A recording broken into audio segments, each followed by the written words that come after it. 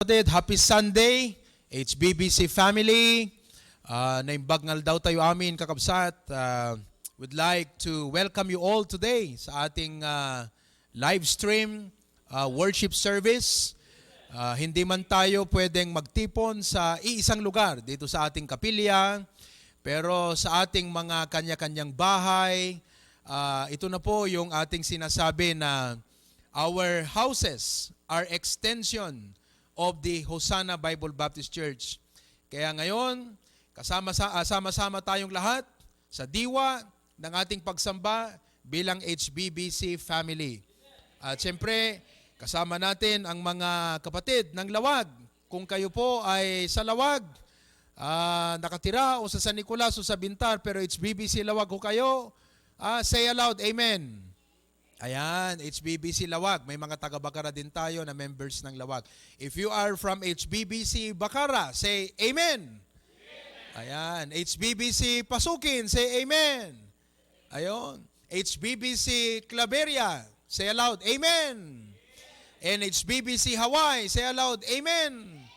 Kung kayo po ay nasa ibang mga lugar, sa Korea, sa Hong Kong, sa Norway, sa kung saan mang lugar, pero kayo ay kasama sa HBBC family, say aloud, Amen. Ayan, so sama-sama tayong lahat ngayong umaga sa ating pagsamba sa ating Panginoon.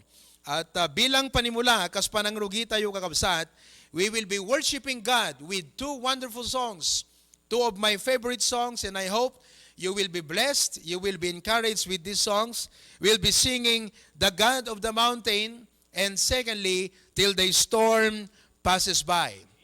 So kahit nasa sarili tayong mga tahanan, naniniwala ako na nakabihis tayo ng pang-church talaga. Amen? Tumayo tayong lahat. Let us all stand together as we sing our first song, God on the Mountain. Okay, sing all together the first now. Life is easy when you're up on the mountain, and you've got peace of mind like you've never known. But things change when you're down in the valley. Don't lose faith, for you're never alone. Chorus now. For the God on the mountain is still God in the valley. When things go wrong, He'll make them right. And the God of the good times is still God in the bad times. The God of the day is still God in the night. Mga kapatid, umabot na sa napakadaming libo ng namatay. And hundreds of thousands are positive na sa COVID. This is a pandemic worldwide and very serious, very alarming. But God is still on the throne. Ang Diyos sa panahon ng buhay ay normal, ay Diyos pa rin sa panahon na ganito ang ating kalagayan. Alright? Let's sing on the second now. We talk of faith when you're up on the mountain, and talk comes easy when life's at its best. Now it's down in the valley, there were trials and temptations. That's where your faith is really put to the test. Chorus. For the God on the mountain is still God in the valley.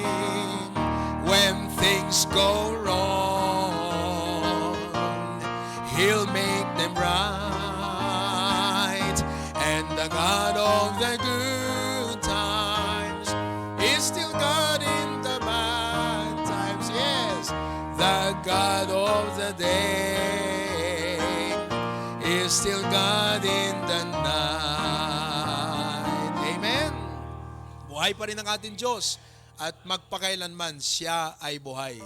We welcome you all mga kapatid. Kasama ko ang aking pamilya. Andito rin ang ating patriarch at ang kanyang mahal na asawa, si Mama. Andito yung ating mga in-house na mga workers at mga staff. Mga kapatid, let's welcome everyone. Say amen. Ayun. So, masaya po tayong lahat ngayong umaga. Next song, Till the Storm Passes By. By God's grace, lilipas din ho ito. And everything will go back into normal. In the dark of the midnight have I oft hid my face, while the storm howls above me, and there's no hiding place. Mid the crash of the thunder, precious Lord, hear my cry, keep me safe till the storm passes by. Till the storm passes over, till the thunder sounds no more, till the clouds roll forever from the sky. Hold me fast, let me stand in the hollow of thy hand.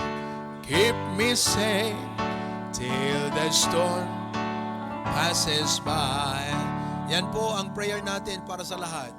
That God will keep us safe till the storm passes by.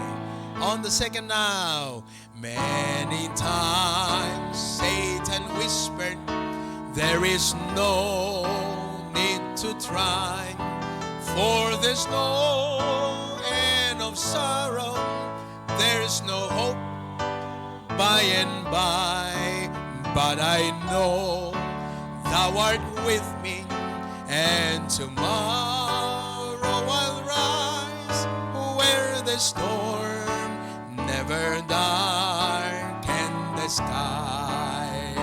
Chorus. Till the storm passes over, till the thunder sounds no more, till the clouds roll forever from the sky.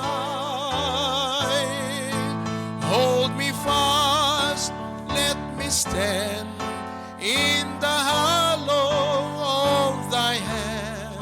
Keep me safe till the storm passes by. Ang dalas now, when the long night has ended and the storms come no more, let me stand in thy presence on that bright, peaceful shore, in that land where the tempest never comes. Lord, may I dwell with thee when the storm passes by.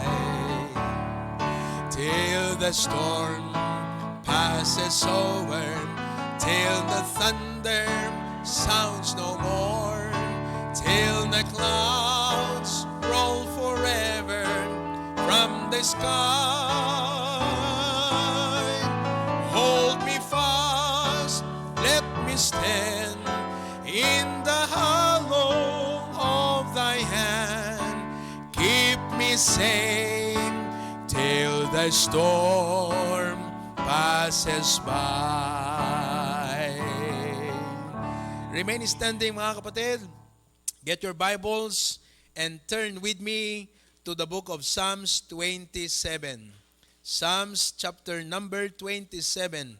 And we shall be reading the whole chapter this morning. At babasahin natin ito. Follow me with your eyes, or kung maaari, gawin nating responsive reading. Okay? Alright. So ang gawin natin, isasabihin ko kung saan church kayo ha. Kung HBBC Bacara, ayan, HBBC Lawag, saka kayo magbabasa. Okay? Ako muna. The Lord is my light and my salvation. Whom shall I fear? The Lord is the strength of my life. Of whom shall I be afraid? HBBC Lawag, join me. When the wicked, even mine enemies and my foes, came upon me to eat up my flesh, they stumbled and fell. HBBC Bakaran, though an host should encamp against me, my heart shall not fear. Though war should rise against me, in this will I be confident. HBBC Pasukin, one thing have I desired of the Lord, that will I seek after, that I may dwell in the house of the Lord all the days of my life, to behold the beauty of the Lord, and to inquire in His temple. HBBC Claveria, for in the time of trouble, He shall hide me in His pavilion. In the secret of His tabernacle shall He hide me. He shall set me up upon a rock. Lahat po tayo, mula sa verse 6, pababa. And now shall mine head be lifted up above mine enemies round about me. Therefore will I offer in His tabernacle sacrifices of joy. I will sing, yea, I will sing praises unto the Lord. Hear, O Lord, when I cry with my voice. Have mercy also upon me, and answer me. When thou sayest, seek ye my face, my heart said unto thee, Thy face, Lord, will I seek. Hide not thy face far from me. Put not thy servant away in anger.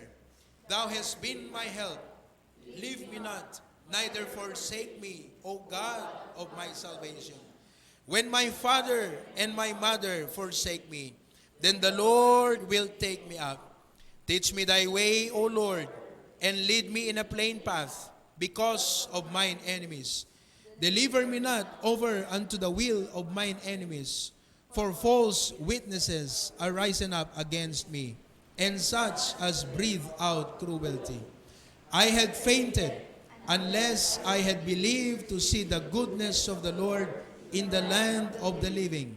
Wait on the Lord, be of good courage, and He shall strengthen thine heart. Wait, I say, on the Lord. Let's go to God in prayer.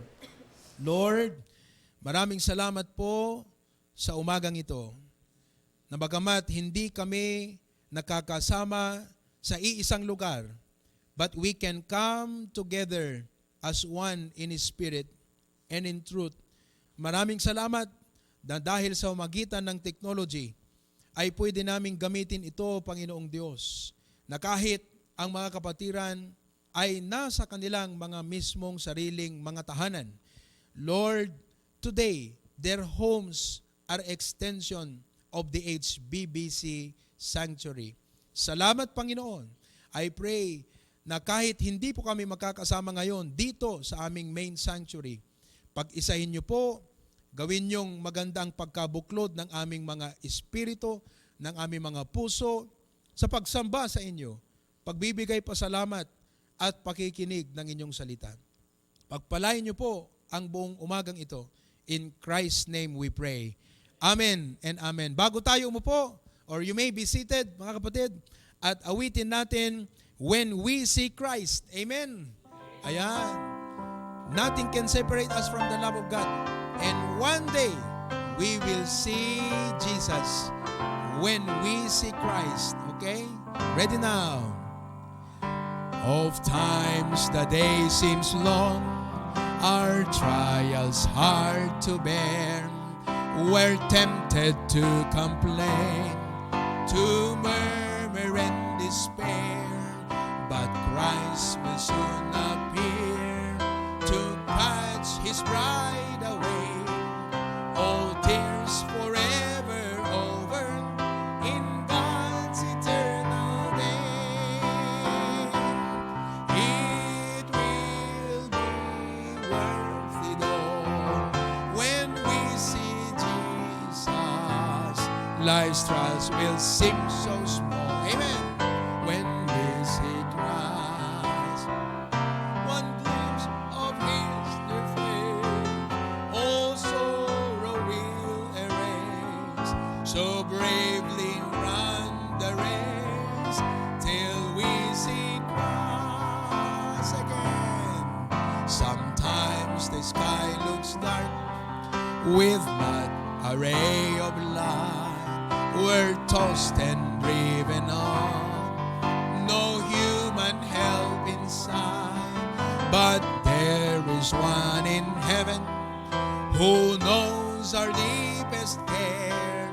Let Jesus solve your problem. Just go to Him in prayer. Come on. It will be worth it all when we see Jesus. Life's trials will seem so small when we see Christ. One glimpse of His dear face, all sorrow will erase. So bravely run the race till we see Christ. Amen. One day, this will be totally, finally, ultimately over. No more storms, no more pain, no more COVID-19, no more coronavirus, no more SARS, no more MERS. Praise God, it will be over. Last verse now. Life's day will soon be o'er. All storms forever pass. We'll cross the great divide to glory safe at last.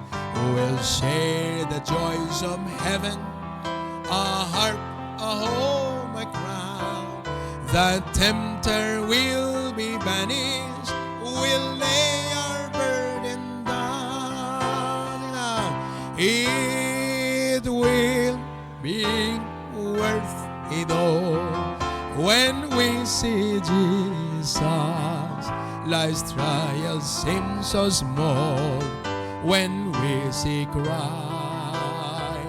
One glimpse of His dear face, all sorrow will erase. So bravely run the race till we see Christ. Amen. What a blessing. All of God's people say, Amen and amen and amen. Praise God, praise God. What a joy to be together, mga kapatid, sa umagang ito. And I would like to share with you this morning a message that I prayed. Pinanalangin ko ito. At I am really prayerful today that this message would be a great encouragement and admonition, and it will give direction sa ating mga buhay habang po tayo ay nakakaranas ng tinatawag na lockdown. Last Sunday, salamat sa Panginoon, may chance pa tayong nakapunta rito sa ating main sanctuary at meron akong binahagi sa atin na lesson na kung saan yung punto o yung takbo o yung essence ng message na ito ay ganito. Ano ang dala ni COVID-19 na leksyon o mensahe para sa sangkatauhan, sa lahat ng tao, for human race? Kasi si COVID-19, hindi lang po sakit ang kanyang dala. Hindi lang po takot ang kanyang dala na binigay sa tao, o kaguluhan, o mukhang hindi naman yata naging kaguluhan, kaayusan eh. Kasi dahil sa ginawang mga implementation ng order, mas naging maayos. Pero, mga kapatid, last Sunday I shared with you 3 important realities that COVID-19 has told the whole world and the whole of human race. Number 1 is our frailty. Sinasabi ng COVID-19 sa atin, na bagamat tayo man, bata o matanda, although karamihan ng mga infected ay mas matatanda, may edad, mahina ang resistansya, pero mga kapatid, may mga naapektuhan din na mga malakas ang resistansya. Anong ibig sabihin nito? Na tayo ay mahina. Our frailty. Kuna nga rod, nga ti tao, ti biyag na ababa, narasi, ken narukop. Secondly, we have learned that COVID-19 is telling the whole of human race of our equality. Wala ho siyang pinipili. COVID-19 is no respecter of person. All cultures, all colors, all countries, all conditions, si COVID-19 ay naging pandemic, naging worldwide. Lahat ng tao. In fact, mayroong NBA player na na-infect siya. May mga nasa politika, nasa gobyerno, may mga doctors pa nga. And we are going to pray for these people. But what COVID-19 is telling us is that everyone is equal. Mayaman o matanda, puti, black, brown, yellow, anuman ang ating color. Mga kapatid, walang pinipili si COVID-19. Hindi niya pwedeng sabihin, itong mga Pilipino, masyadong malinis itong mga to. Naliligo sila 3 times a day. Hindi ako dadapo sa mga Pilipino dahil baka hindi ako magtagal sa kanila. No, kahit po Pilipino ay talagang tinira ni COVID-19. Our frailty, our equality, and lastly, last Sunday, binahagi ko po sa atin, our mortality. Ipinapaalala ng COVID-19 sa atin na isa siya sa ibang mga diseases, sa ibang mga sanhi ng pagkamatay ng tao. We know that death is the consequence of sin, na may kamatayan dahil sa kasalanan. At si COVID-19 ay isa sa mga kasangkapan na nagdadala ng kamatayan sa maraming mga tao at posible sa lahat ng tao. Subalit kagabi, nanalangin ho ako, kat kunakti po, Lord, ikanakti message that I'm going to share with the HBBC family. And perhaps kahit po kayo hindi kabilang sa HBBC Ministries, pero kayo ay nanonood sa mensaheng ito, I pray that this message will be a great blessing to you. Said, God, give me a message. Last Sunday, si COVID-19 ang nagsalita. Ngayon naman, Panginoon, ikaw ang magsalita. Ano ang nasa isip mo, Lord? Ano ang nasa puso mo? Tell us what's in your heart, what's in your mind for us, your people, your believers, your children. So today, I would like to share with you the title of the message, Admonition for Believers in this lockdown season. Admonition for believers in this lockdown season or situation. Now, hindi may kakaila. Lahat tayo, mga kapatid, ay dumadanas ng lockdown ngayon. Right? Yes. At nais kong ibahagi sa inyo ang admonition na ito, ang exhortation na ito, mula sa ating Panginoon. Ket aday ti talo kakabsat nga bambanag nga i-share ko kanyayo. All of these three start with don't. Wag, don't, the don'ts. You know, our government leaders and authorities, they care for our safety. Tikit kita ang kakabsat, they pakaseknan kan pagsayaatan. Hanlang nga ti maisano di kat amin tayo. So that they keep telling us to stay at home. They remind us of the don'ts, the do's and the don'ts. This is what you need to do, and these are the things you don't need to do, and you must not do. And we must heed to these precautionary measures, mga kapatid. Pero ngayong umaga, hindi ako magsasalita sa inyo, hindi ako bilang isang government official, pero bilang isang lingkod ng Diyos. Ibabahagi ko sa inyo ang mga don'ts. Nang mga don'ts na ito ay mga bagay na pertaining at concerning sa ating pananampalataya, sa ating pag-ibig sa Panginoon, at sa ating paglilingkod sa Kanya. So allow me to share with you the don'ts that concern our faith and love for God in this lockdown season. 3 bagay lang, mga kapatid. First of all, number 1, don't fear. Don't fear. Karamihan ng mga tao ngayon ay natatakot, kinakabahan, nagpapanik. Yung iba ay talagang panic buying. Okay? Yung iba, panic lang, walang buying. Kasi nga walang pambili. Di ba? Pero marami talagang panic buying. Pero alam niyo po, kahit man ganyan ang nangyayari sa ating kapaligiran, sa ating paligid, sa ating mga communities, sa ating mga munisipalidad, siyudad, probinsya, sa ating mga bansa, sa buong mundo, mga kapatid, ang mensahe pa rin ng Panginoon sa atin sa oras na ito, don't fear. Huwag kang matakot. Huwag kang mangamba. Huwag kang kabahan. Hangkang agdanag, hangkang agbuteng, agkalma ka lang. Be peaceful. Talo nga banag. Talna, talingengin, kakabsat, ken kapya iti puso. Don't fear, mga kapatid. In Psalms chapter 46, verses 1 and 2, Psalms 46, verses 1 and 2, and I'd like to read from the Ilocano. Nakalagay dyan sa ating screen ang English, but I would like to read the Ilocano right now. The Bible says in Psalms 46, 1 and 2, Ti Diyos isu ti kamang ken bileg tayo. Amen? At the Diyos nga kamang ken bileg tayo. Sindadaan unay at tulong iti panakadukot.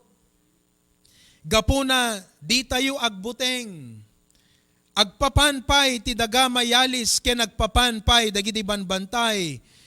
Aggagabsuon da iti tukok dagiti baybay. You see that? God is our refuge and strength, a very present help in trouble. So God said, okay, the world is in panic, people are troubled, but don't fear. Hana kahit nasawon kakabsat, nga haan tayo nga maging responsible. Hindi ibig sabihin na hindi tayo maging responsableng mga citizens na para bagang, okay lang ako lumabas, wag akong matakot. Okay lang akong pumunta kahit saan, wag akong matakot. Balansehin natin. While being responsible, by staying at home, and we are in a lockdown, ang sinasabi ng Panginoon sa atin, don't fear. Huwag kang matakot. Nandyan siya para sa atin. So, instead na tayo po ay kinakabahan, na marami tayong mga iniisip na mga what ifs, paano na pag ganito? Ano nang mangyayari? And on and on and on. Ilang linggo pa kaya to? Ilang araw pa kaya to? Baka abot to ng 2 months, 6 months, 1 year. Napakarami po tayong mga suspetsa, mga apprehensions, mga takot, mga iniisip na mga bagay-bagay na hindi pa nangyayari sa ating isip. Instead of worrying, instead of being careful, instead of being anxious of these things, the Bible says, we should rather pray. Manalangin dapat tayo. While in our lockdown, while in the community quarantine, na nasa sarili nating mga tahanan, mga kapatid, we should pray. Ang sabi ng Bible dito sa Philippians chapter number 4, isa ito sa mga paborito kong mensahe o verses sa Bible. Philippians chapter 4, 6 and 7. I read in Ilocano and it says, Di kayo madanagan iti uray anya. In English it says, be careful for nothing. It does not mean that we don't care about what's happening. It does not mean that we don't care about our neighbors. Na yun nga, parang yung sinabi ko na, di tayo kinakabahan. Sige, labas lang tayo ng labas. Punta lang tayo kung saan-saan. Bakit? Kasi nga, we are peaceful. Meron naman tayong Diyos. Hindi po yun ang nais ng Panginoon na ipaunawa sa atin. Ang sinasabi ng Panginoon, while we conduct ourselves properly, while we submit to our government, and we'll still be able to worship God and pray and, do things, ang sinasabi ng Panginoon, kahit ganito na pandemic, don't fear. Nandyan ako para sa inyo. Sabi ng Panginoon, He's our refuge. Sabi niya, be careful for nothing, but in everything, by prayer and supplication. The Bible says, no diket, iti iso amin babaen ti kararag, ken araraw, agraman ti panagyaman, may pakaamu kuma dagiti dawdawat yu iti Dios. Amuyot kapintasan nga aramiden tayo in lockdown season, mga kapatid, agdawdawat tay dapat kinapod Dios. Ipakaamu tayo dagiti dawdawat tay ti Apo. Kakabsat no hampeng umay ni Apo Jesus, iti dayti nga tawen, kakabsat ket umatid dugpay iti panagbiag tayo, agdawat tayo itan.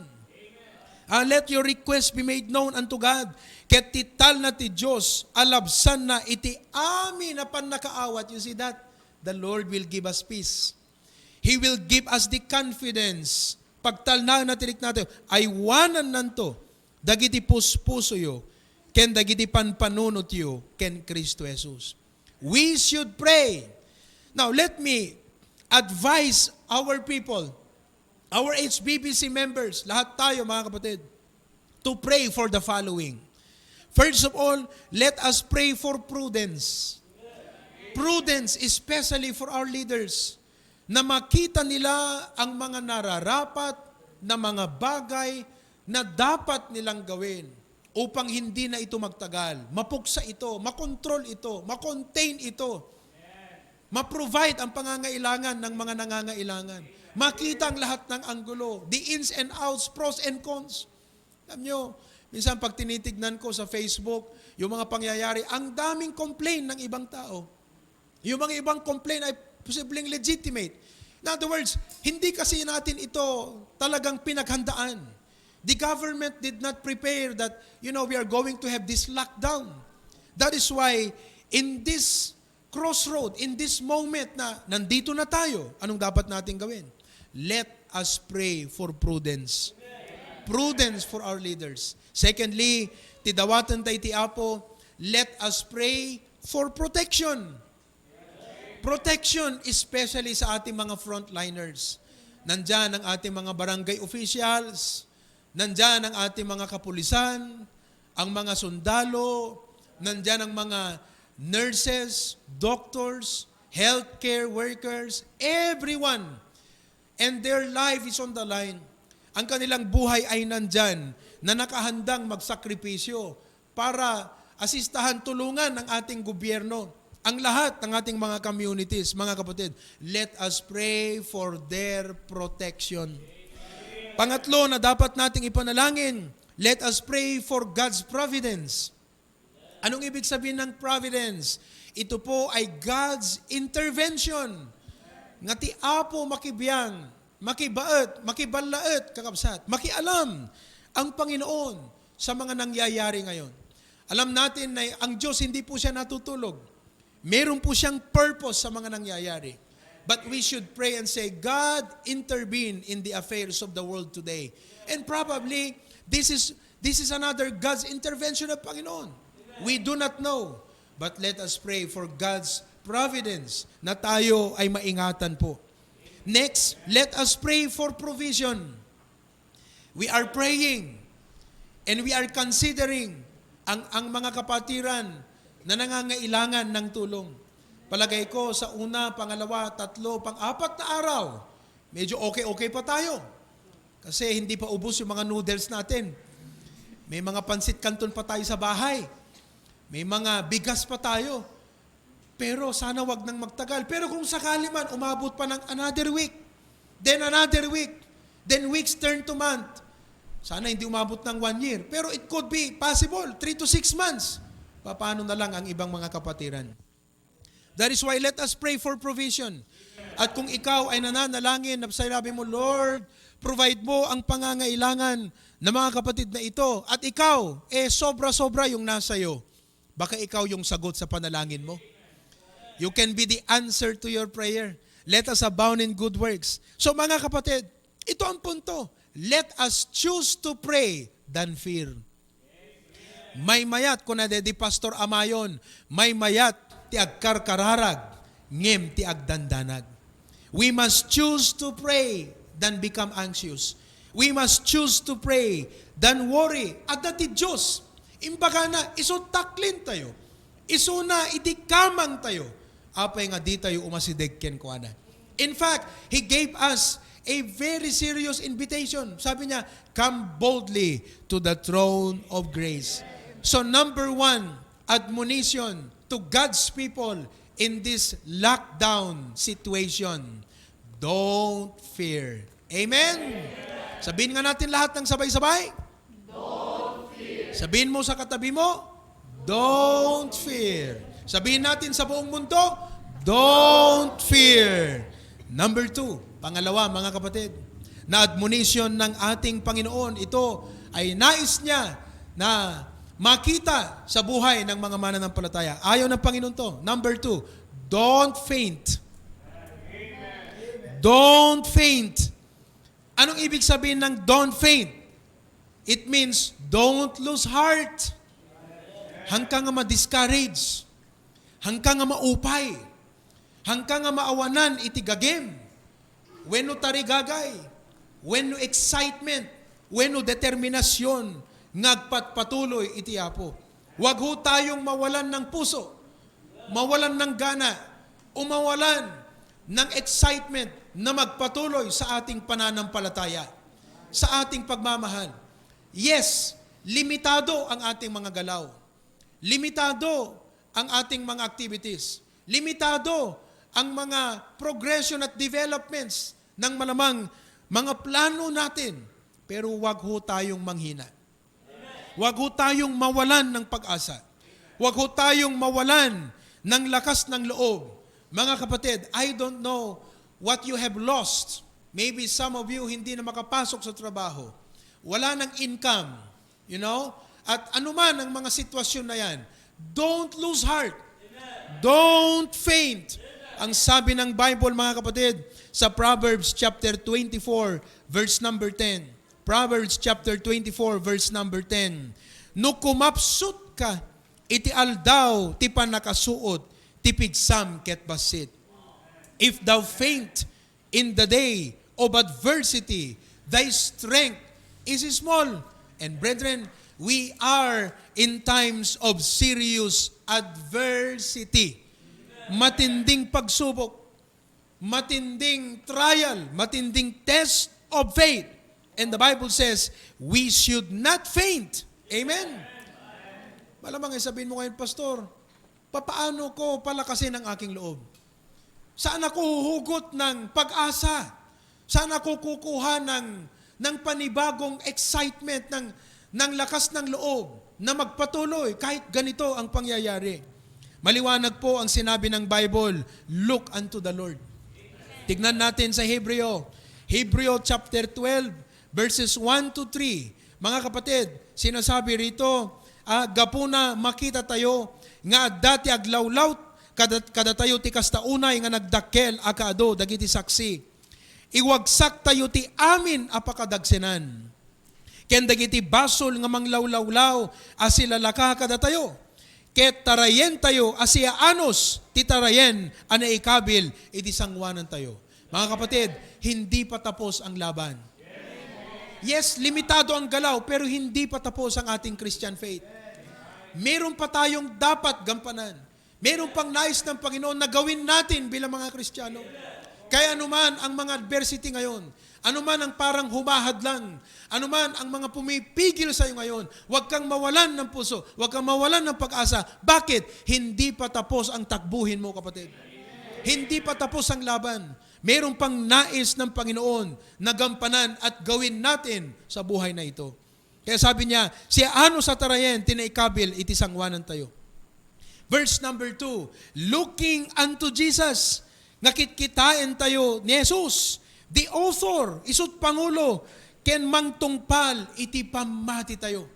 Do not declare defeat. Mga kapatid, hindi tayo defeated. Limited, but not defeated. Oo, limitado ang galaw natin, pero hindi pa tayo defeated. At kailanman, hindi tayo pwedeng maging defeated because the author and finisher of our faith has declared victory on the cross of Calvary. Kaya sabi ng 1 Corinthians 15, thanks be unto God that giveth us victory through Christ Jesus our Lord. Who for the joy that was set before him endured the cross, despising the shame, and is set down at the right hand of the throne of God. Pastor, anong ibig sabihin ng look unto Jesus? Verse 3, consider him that endured such contradiction of sinners against himself, lest ye be wearied and faint in your mind. Nakita nyo? Ayaw po ng Diyos na ngayong lockdown, we will faint.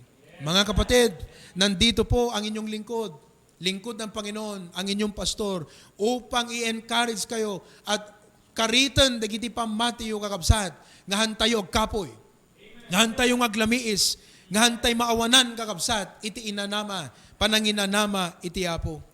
Although COVID-19 is pandemic, meaning worldwide serious concern ito, mga kapatid, it is not the only problem that we face today. Sa makatuwid, kaninang itaymun unang agundaway, meron tayong isang family member na nag-message sa akin at nagpa-pray request ang pamilyang ito.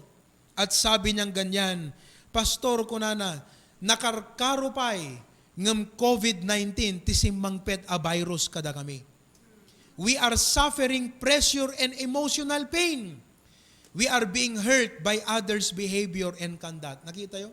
So halaan nga dahil COVID-19 di pakaseknan, pakadukutan, kan kumikom, ti ado nga namati, kada tayo nga namati kakabsat, kada iti nga gundaway. Ado di kitay bambanag nga regular, normal, nga pakadukutan tayo. Na duma-duma, di kiti dadagsen nga sangsangwen tayo ita. Everyone is facing a battle. Battle we know nothing about. You don't know what's the struggles that we are going through. You know, hindi lang COVID-19, mga kapatid.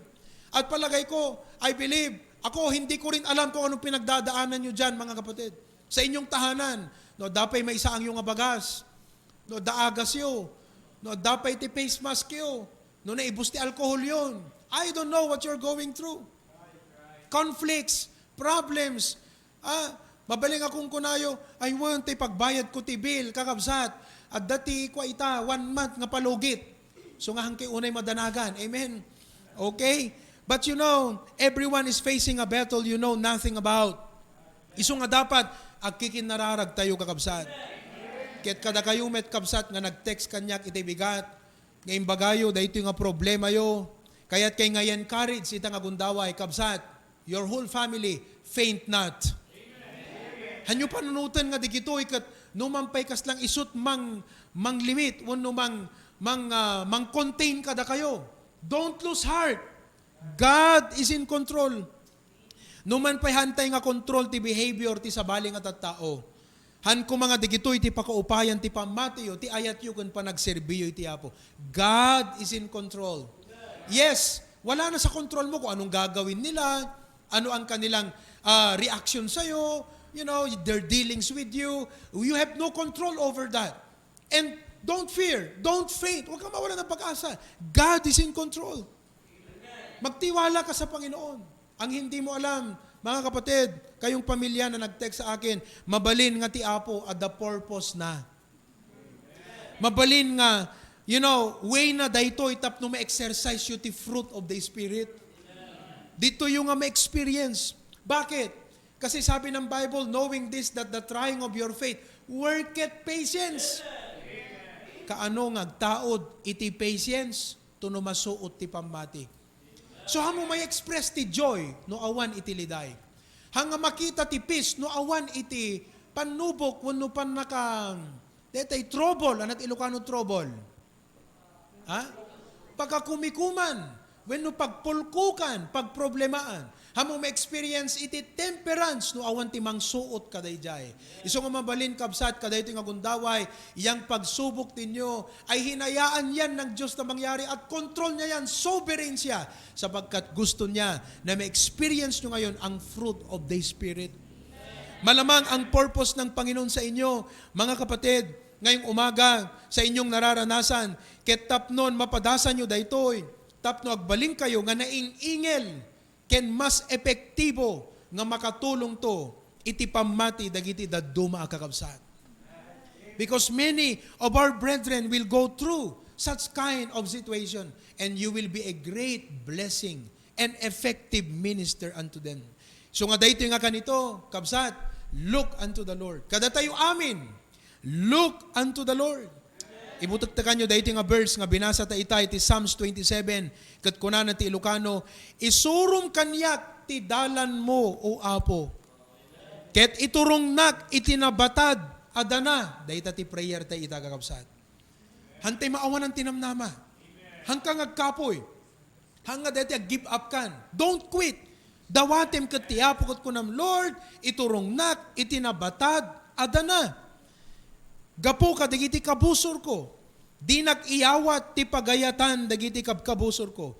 Tadagiti natiri na saksaksi ti magderda a bumusor kanyak. Ket dagiti isang awda kinadawel. Nagtalimpung awak kuma. Amoy't nagtalimpung aw, I could have fainted. I had fainted. Ang topic natin, faint not. Natalimpung awak kuma, nudyak kuma anamati amakitak, ti kinaimbag iti apo, iti daga, dagiti si bibiyag, kakabsat, at danamnama kini apo Diyos. Makitam to, ti kinaimbag iti apo.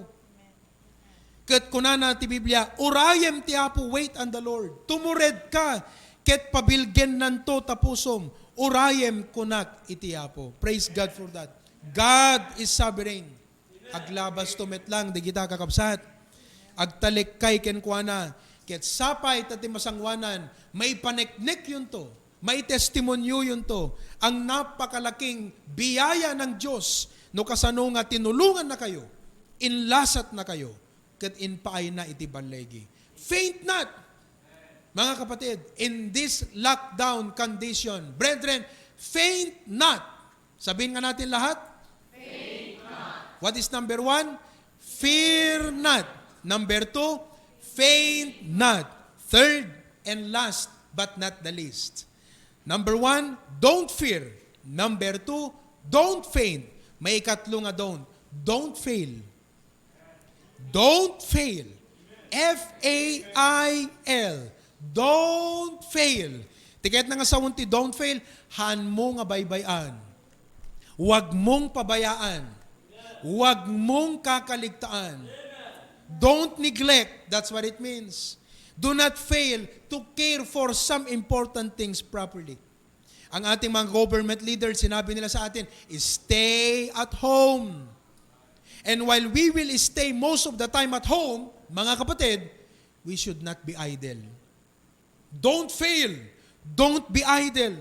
Hantay ngay baybay anti pamati tayo tiyapo.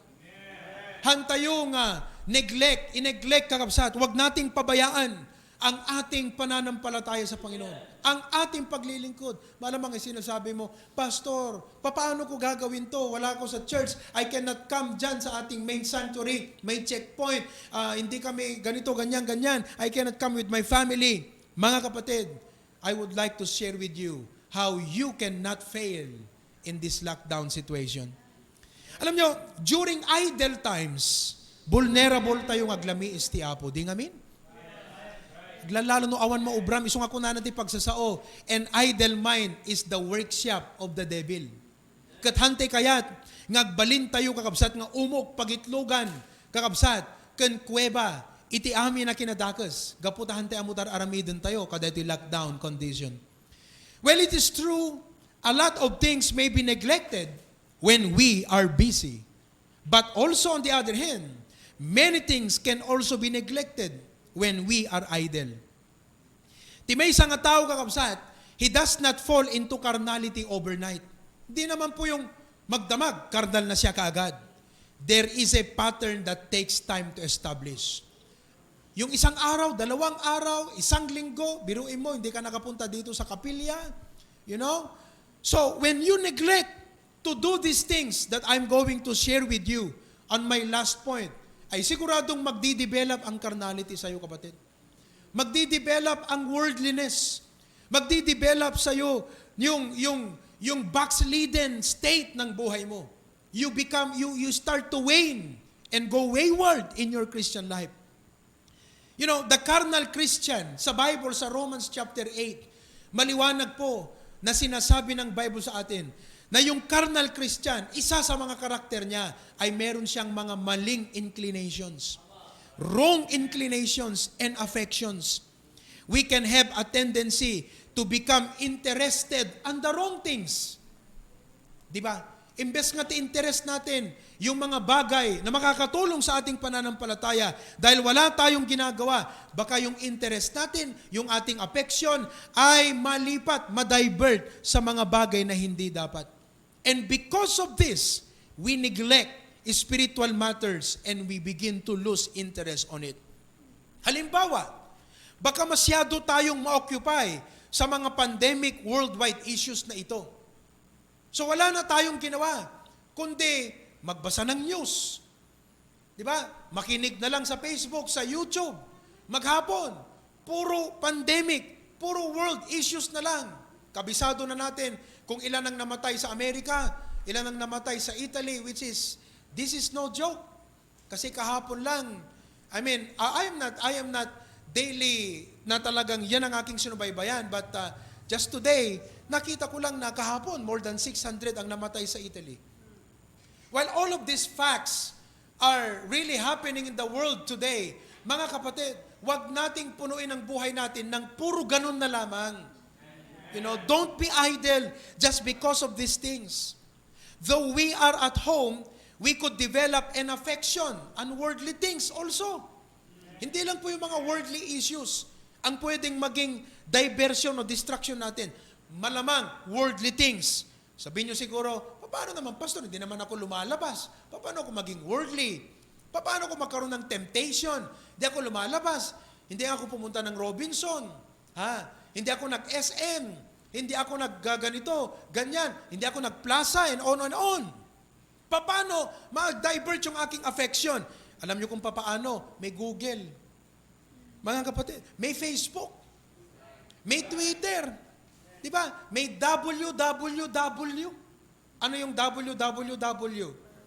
World Wide Web.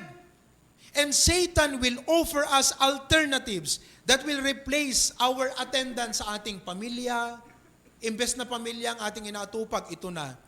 Yung mga personal na importanteng bagay, and most of all, yung mga spiritual matters.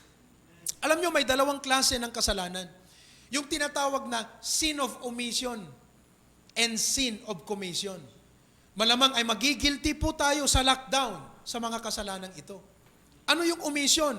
Ang omission, amum nga nasayaat, ngimham mo inaramid. Alam mong mabuti, pero hindi mo ginagawa. Alam mong mabuti ang magbasa ng Bible, pero tinamad ka, natulog lang. Alam mong mabuti ang mag-pray, pero wala kang gana na gawin ito. Alam mong mabuti ang magbasa ng mag-meditate ng Scripture. Alam mo na dapat nananalangin and on, pero hindi natin ginawa.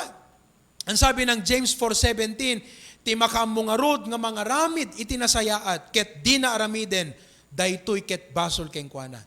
To him that knoweth to do good, and doeth it not, to him it is sin. Sinasabi ng Panginoon sa atin, huwag tayong magkasala ng sin of omission sa lockdown situation, mga kapatid. Ano naman yung commission? Ang commission, amum nga madi, ngem inaramid mo. Alam mo nang hindi tama, ginawa mo pa rin. So wag po sana tayo magilty. Now, as I close, meron po akong admonition sa inyo na 3 W.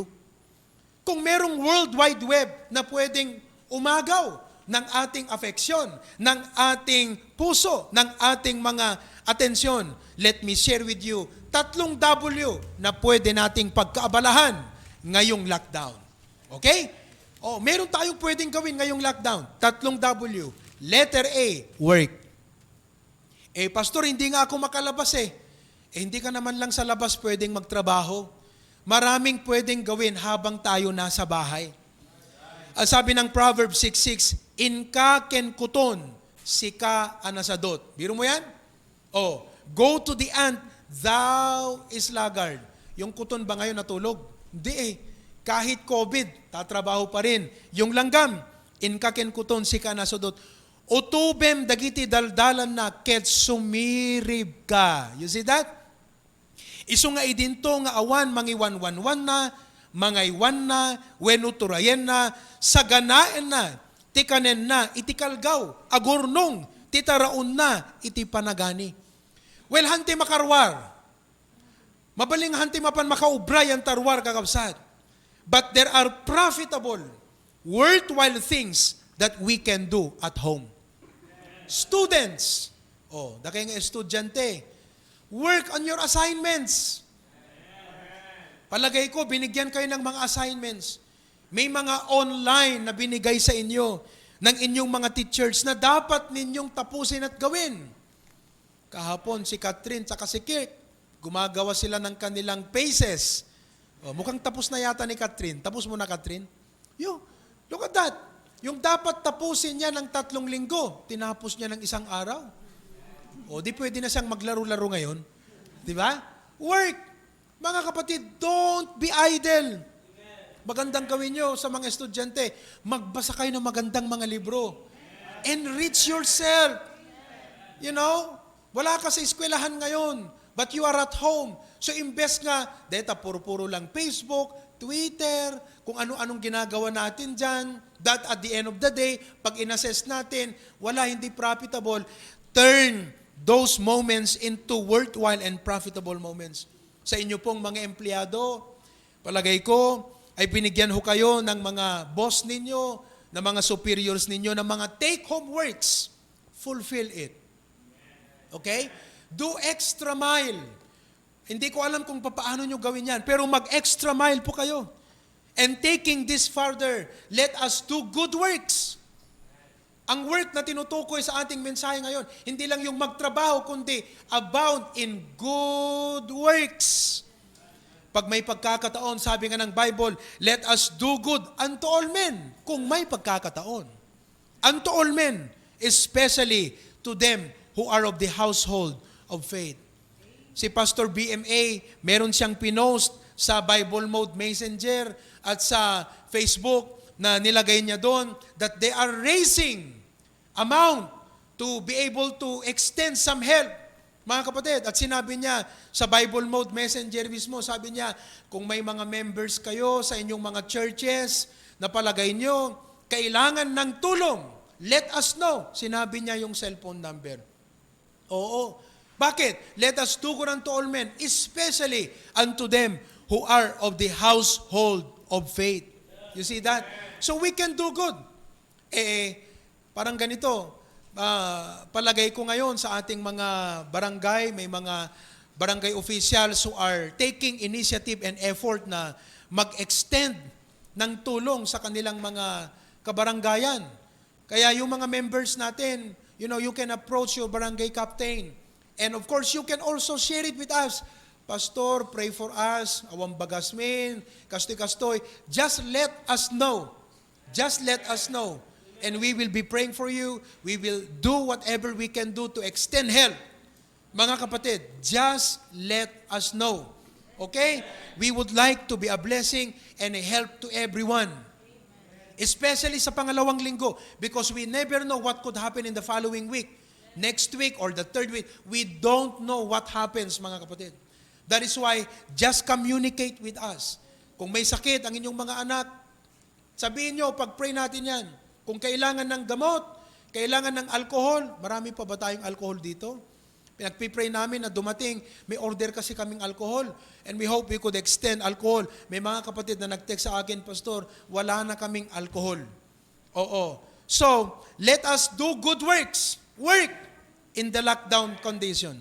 Pangalawang W, hindi lang work, kundi word and prayer. Word and prayer. Spend more time to meditate on God's Word. Take time to pray. Alam niyo mga kapatid, ang pwede niyong gawin, kunin niyo yung mga dati nung notebook ng preachings. Yung mga take note niyo nung last year, yung notes ninyo 3 years ago, yung mga recent mga preaching notes, simulan niyong reviewin yan. Oh, review. Not only review, reflect. And you know what? God will give you wisdom. God will give you understanding. God will reveal to you excellent wisdom by reviewing the things that He has given to you through His Word. Take time na alamin ang puso ng Diyos. Umupo ka. Huwag ka lang magmukmuk. Huwag ka lang magmulengleng. Umupo ka. Kausapin mo ang Panginoon and say, God, show me your way. Teach me thy paths. Show me your will. Kahapon, I thank God for the opportunity, mga kapatid, personally, to take more Bible books than usual. Kahapon, I finished the book of Judges, then Galatians, tapos Ephesians, tapos Philippians, Colossians, at 2 libro ng Thessalonians, 7 libro. Sa biyaya ng Panginoon, tatapos ko yan kahapon. At alam niyo po, while I was doing on these books of the Bible, Na nakakatuwa, natutuwa ako ngayon because may nireveal ng Panginoon, may inimpress siya sa aking puso na project na sana bago matapos ang lockdown, tapos ko na rin ang project na ito. You see, you can turn your lockdown into worthwhile moments and meaningful and profitable point in your life. Pwede kang maging productive. May nabasa ako sa Facebook, sabi niya ganyan, while in quarantine, si Shakespeare daw, sinulat niya yung King Lear. O, alam nyo yan? Hindi ko alam yan. Okay? Pero sinulat niya daw yun. While in quarantine, si Isaac Newton, dinevelop niya yung calculus and na-discover niya yung gravity. Yun, doon niya na-discover yung gravity. At dinevelop niya yung calculus, mga kapatid, while in quarantine. At tignan yung benepisyo sa buong mundo ngayon yan. O, di ba? Kaya mga kapatid, may pwedeng mangyari. May purpose ang Panginoon. Hindi lang po tayo profitable kung may ginagawa. Kahit wala tayo sa labas na nagtatrabaho, pwede tayong maging profitable sa lockdown. Ito, while under house arrest, sa bahay lang, hindi makalabas. Sino yon? Si Apostol Pablo. Sa bahay lang siya. He wrote parts of the New Testament. Biruin nyo yan. Habang naka-lockdown si Apostle Paul, naka-house arrest, sinulat niya ang ilang mga libro sa New Testament. Mga kapatid, while in prison, hindi ko alam kung ilang buwan, ilang taon to, pero si John Bunyan, sinulat niya yung Pilgrim's Progress. Lockdown should not stop us. Should not make us unprofitable people. Worthless individuals. No, mga kapatid. Oh, sinulat niya yung Pilgrim's Progress. Consider what kingdom work you could do while staying at home. Kaya kahapon, nung tinapos ko yung 5 librong yun, inimpress ng Panginoon sa puso ko, ito ang gagawin mo. And I hope, bago matapos ang lockdown, tapos ko na ang project ko na ito para sa ministry. Para sa gawain ng Panginoon. Amen? Oh, so spend more time on the Word and prayer. When you spend more time meditating on the Bible, ipapakita sa iyo ng Panginoon ang mga great things na dapat mong gagawin sa iyong buhay. Let us not fail to pray for one another. 1 Samuel chapter 12 verse 23, sinabi niya, may sapay, nung maipapan kanyak, ti Diyos saan na kumanga ipalubos, asyak, agbasulak, ti maibusor ti apo, ti panagsardengko, ngagkarkararag, ti maipaay kada kayo. You see? It is a sin to stop praying for the brethren. Oh. Kaya mga kapatid, I pray for you. You pray for us here. Pray natin ang mga kapatiran. Meron tayong mga group chat. May HBB sila, wag group chat tayo. Nandyan ang mga prayer request. Talagang ipanalangin natin yan. Yung ating HBBC men, HBBC Claveria, nandyan po yan. Mga kapatid, at kayo mga brethren sa Hawaii, si Tito Sani, we are praying for you, for your fast recovery. And the rest of you, mga kapatid, let us continue to pray. We can do something. Don't fail to pray. Last but not the least na W. Unang W, work. Pangalawang W, word and prayer. Pangatlong W, worship. Okay? Worship. Praise God sa mga kapatid na nagre-report sa akin at sinasabi, Pastor, nakapag-family devotion kami ngayon. Yan ang blessing ngayong lockdown. Hindi gaya ng mga normal na mga other days, other weeks na sobrang busy, pagod na pagod. Pagdating sa bahay, wala na. Pagod na.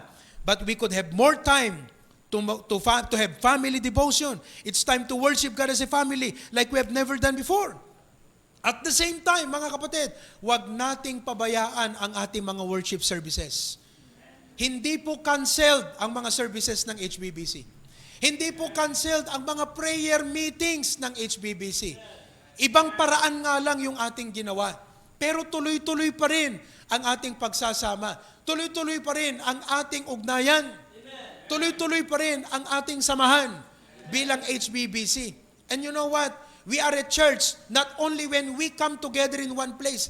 Kahit nagkahiwa-hiwalay na tayo and we are in our respective homes, we go to our respective jobs, we are still a church.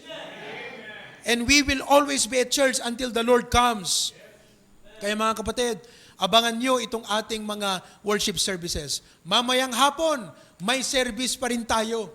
Okay? May another preaching na naman ako mamayang hapon. Monday night sa mga men, may prayer meeting pa rin tayo.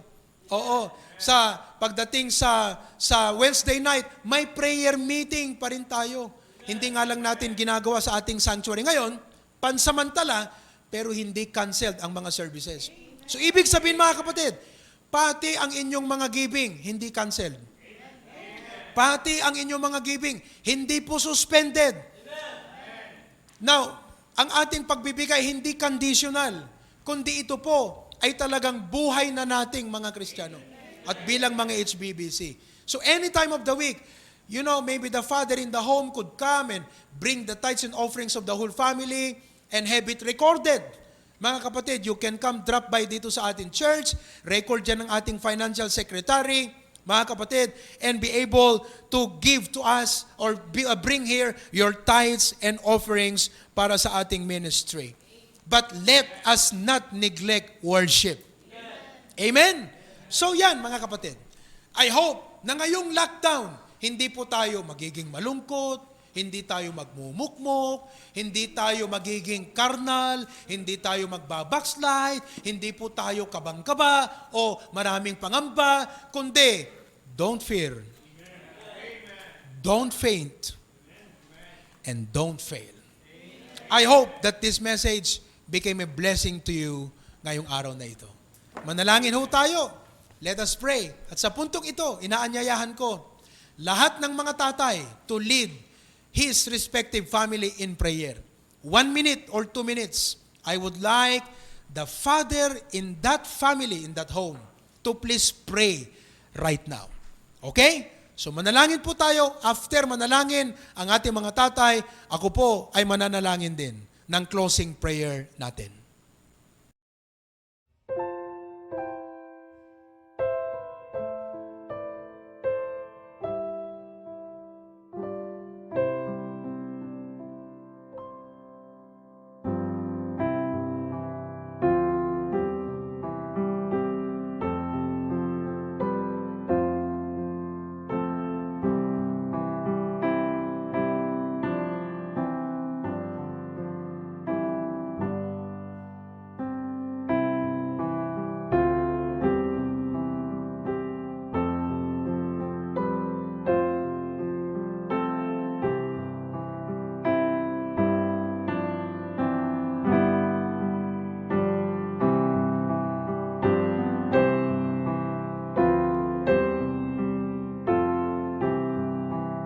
Bilang Diyos, salamat po for the wonderful opportunity to have our service and to come together as HBBC, hindi man sa iisang main sanctuary, but through our respective homes, Panginoon. Sabay-sabay po kami ngayon at nag-uugnayan through the help of technology na pwede kaming magkaisa, na mag-worship, manalangin, umawit, at makinig ng inyong mga salita. Right now, even as we give our offerings, pagpalain niyo po as we give our tithes and offerings. And Lord, continue to bless the HBBC ministry. Alam namin na hindi po ito ang katapusan ng lahat. Ito'y pansamantala lamang, Panginoong Diyos. And I pray that this message, we will not fear, we will not faint, and we will not fail. Salamat, Panginoon. In Christ's name we pray. Amen and amen.